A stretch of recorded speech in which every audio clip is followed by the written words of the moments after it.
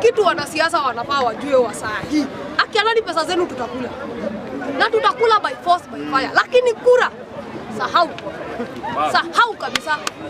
Usikuja kujilani unakupea. Sahau kabisa.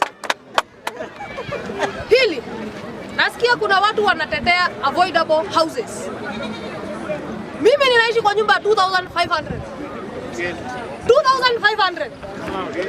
Sasa nyumba ya 3900, hiyo pesa ya juu nitatoa wapi na mshahara sijaongezwa kwa kampuni? Instead ya kuongezwa mshahara, ile kidogo nilikuwa nakula inakatwa.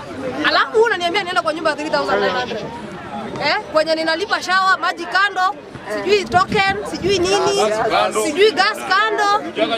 Nikitaka nilipata huko nyanya ni 50 bob moja. Kwa hivyo ni mbaya. Watu wenye wanasema ati ulisema Matiang'i Gen Z, sijui Gen Z mkasema huyu. Nyinyi mbona mnataka kujua mwenye tunasema? Ndio mumpe fare. Msafirishe vile mnasafiri, vile mlisafirisha ule mwingine. Mwenye anataka kurudia kwa kichwa. Wewe jua tu, who must go, must go. The one who must go, will go and must go. Wewe usitaka jua mwenye ataingia. Hii si kuhusu kabisa. Tulika na hiyo. Wewe panga suitcase, vaa kiatu, funga vizuri socks isiache kiatu ndani. Na ukuwe tayari hiyo tarehe kuwa kwa gate umefutwa kazi.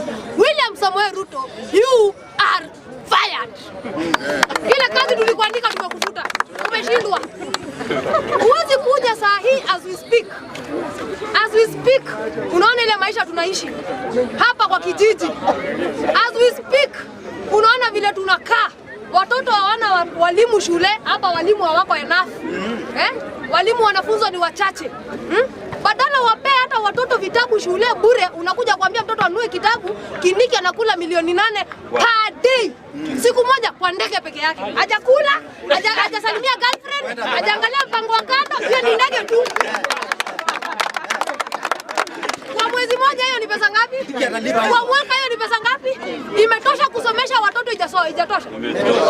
Unajenga affordable housing na sewage system ya Nairobi haiwezi kama vile tuko hivi. Kuna block, kuna flood. Sasa unajenga ndio alafu watu wakuni mafi yenda wapi? You must build the infrastructure. First of all, na uwezi kuja hapa una launch barabara, unaruka hapa una launch soko, unaruka hapa unafanya hivi, utapasuka msamba. Fanya kitu moja kwanza.